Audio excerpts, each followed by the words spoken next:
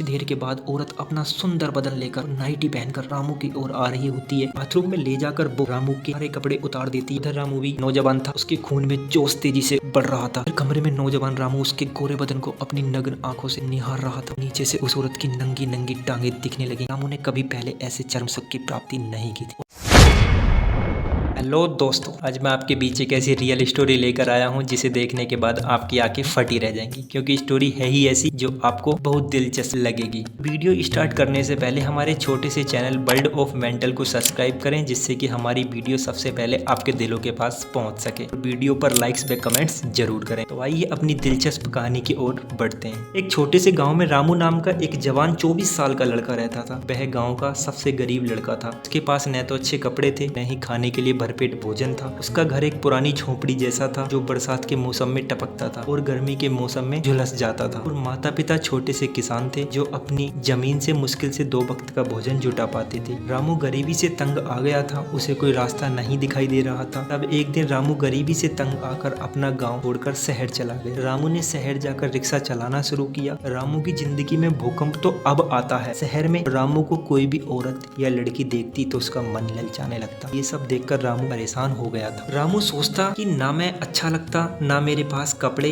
ना खाना, लेकिन फिर भी शहर की लड़कियां मुझे ऐसे क्यों निहारती हैं। दिन की बात है, बरसात का मौसम था। रामू बस स्टैंड पर रिक्शा लेकर खड़ा था। अभी पीछे से एक 30 साल की बहुत खूबसूरत औरत रामू के पास आती है और रामू से कहती है कि मुझे मेरे घर छोड़ दो, मैं आपको बहुत सारे पैसे दूंगी। रामू ने बोला ठीक है, बैठ जाओ। बारिश तेज होने लगी, सड़कों पर पानी भी भरने लगा। कुछ दूर चलने पर उस औरत का घर आ जाता है। वो औरत रामू को बहुत सारे पैसे देती है और दरवाजा खोलकर घर के अंदर चली जाती है। देर के बाद वो औरत दरवाजे के पास आती है तो देखती है कि रामू दरवाजे के पास ही बरसात में खड़ा था। वो औरत रामू को दरवाजे के अंदर से निहारने लगती है। रामू ये सब देख रहा था और उधर बरसात रुकने का नाम नहीं ले रही थी। कुछ देर के बाद वो औरत रामू के पास आती है और रामू से कहती है तुम चाहो तो आज रात मेरे घर पर रुक सकते हो।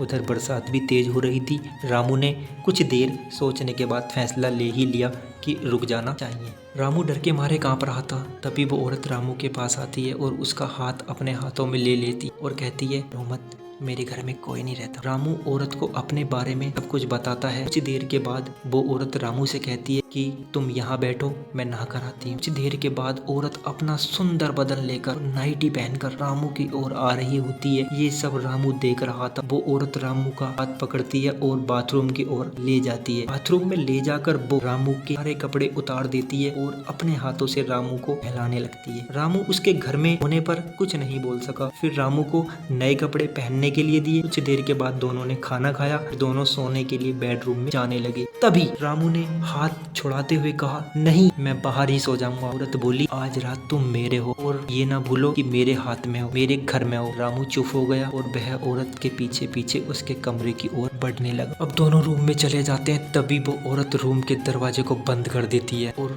बेड पर जाकर लेट जाती। फिर वो रामू से कहती है मेरे पास आकर लेट जाओ। उधर रामू भी नौजवान था, उसके खून में जोश तेजी से बढ़ रहा था, क्योंकि वो उम्र में सिर्फ 40 साल की थी। लेकिन वो इतनी खूबसूरत थी ना, इतनी खूबसूरत थी ना कि अगर उसको कोई एक बार देख ले तो दोबारा किसी को देखने की हिम्मत ही ना हो। उधर कमरे में नौजवान रामू उसके गोरे बदन को अपनी नग्न आंखों से निहार रहा था। रामू का मन भी ललचाने लगा। रामू अपने कपड़े उतार कर बेड पर चला जाता। देर के बाद उस औरत के गोरे गोरे पैरों को देख रहा था। तभी उस औरत ने अपने ऊपर पड़े कंबल को हटा दिया। नीचे से उस औरत की नंगी नंगी टांगे दिखने लगी। फिर कुछ देर के बाद औरत ने अपनी नंगी टांग हाथ को रामू के सीने पर रख दिया और जोर से रामू को अपनी ओर खींचा। रामू को सीने से लगा लिया। इधर रामू की धड़कन तेजी से बढ़ रही थी और खून में उबाल उठ रहा था। दोनों एक दूसरे को देखते हैं और एक दूसरे की बाहों में चले जाते हैं। रामू सारी बातें भूलकर उस औरत की प्यास बुझाना शुरू कर देता है। रामू ने कभी पहले ऐसे चरम सुख की प्राप्ति नहीं की थी और न कभी उसे किसी ने इस लायक समझा था। रामू की नसों में खून उबलने लगा, मगर रामू शांत होने का नाम ही नहीं ले रहा था। सुबह के 4 बज चुके थे, मगर रामू रुकने का नाम ही नहीं ले रहा था। उधर उस औरत को परेशानी होने लगी थी क्योंकि संभोग एक ऐसी प्राकृतिक क्रिया है तो सिर्फ कुछ समय के लिए ही उचित मानी जाती है, लेकिन उधर रामू ने आफत मचा रखी थी। फिर जब रामू रुकने का नाम नहीं ले रहा था तो वह रोने लगी। जैसे तैसे करके रामू को धक्का दिया,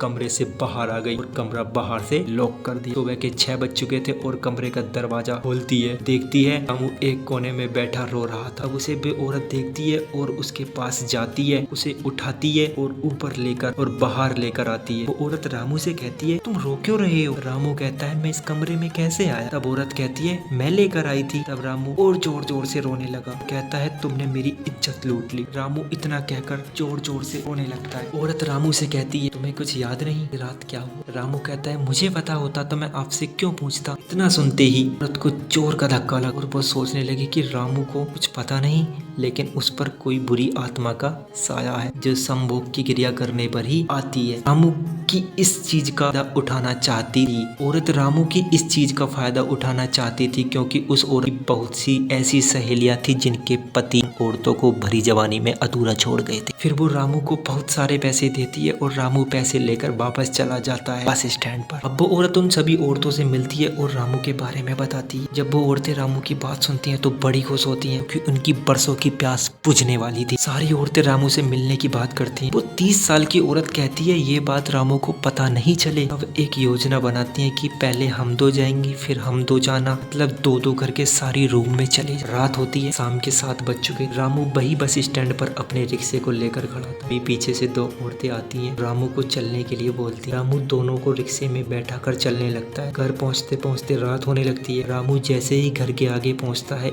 एक औरत पीछे से रामू को नशा सुंघा देती है। दोनों मिलकर रामू को घर के अंदर ले जाती हैं। रात के 10 बज चुके थे। रामू को होश आता है तो रामू देखता है कि दोनों औरतें बिना कपड़ों के रामू के सामने खड़ी। रामू उन्हें नीचे से ऊपर की ओर देखता है, तभी रामू के अंदर जोश उमड़ने लगता है। रामू देखता है कि ये तो कल वाली से भी ज्यादा सुंदर और मोटी हैं, बहुत मजा आने वाला है। रामू दोनों को गले लगाता है और उठाकर बेड पर जाने लगता है कि तभी एक औरत रामू को देखकर डर जाती है और भागने लगती है। लेकिन रामू में इतनी ताकत थी कि वो भागता है और औरत को पकड़ता है, ऊपर उठा लेता है और उठाकर बेड पर ले जाता है। दोनों के साथ संभोग करने लगता है। धीरे धीरे दोनों को चरम सुख की प्राप्ति होने लगती है। कुछ घंटों के बाद जब रामू रुकने का नाम नहीं लेता है तो पीछे से 2 औरतें और आ जाती हैं। रामू उन्हें देखकर उन पर टूट पड़ता है भूखे भेड़िए की तरह। ऐसे ही रामू की रात बहुत सारी औरतों को संतुष्ट करता है। सारी औरतें तड़प रही थी, दर्द के मारे रो रही थी, लेकिन रामू रुकने का नाम नहीं ले रहा था। सुबह हो जाती है, सारी औरतें रामू ढेर सारा पैसा देती हैं और उसे माला माल कर देती हैं। रामू पैसा लेता है और वापस लौट जा। रामू बहुत पैसे वाला हो चुका था और उसने वो शहर छोड़ दिया। दोस्तों, ये ताकत सभी के अंदर होती है, मगर मनुष्य गलत बातों को जानकर अपनी ताकत के साथ छेड़खानी करता है, फिर उससे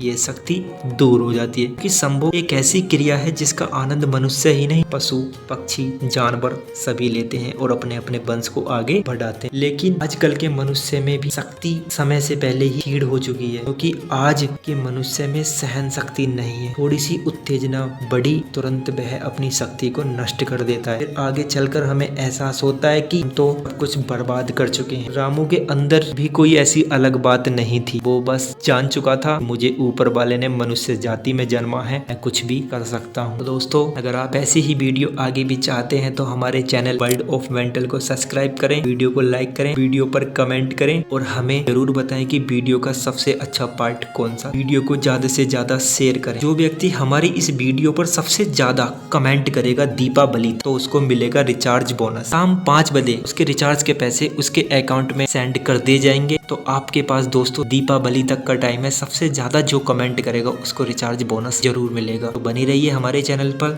थैंक यू सो मच।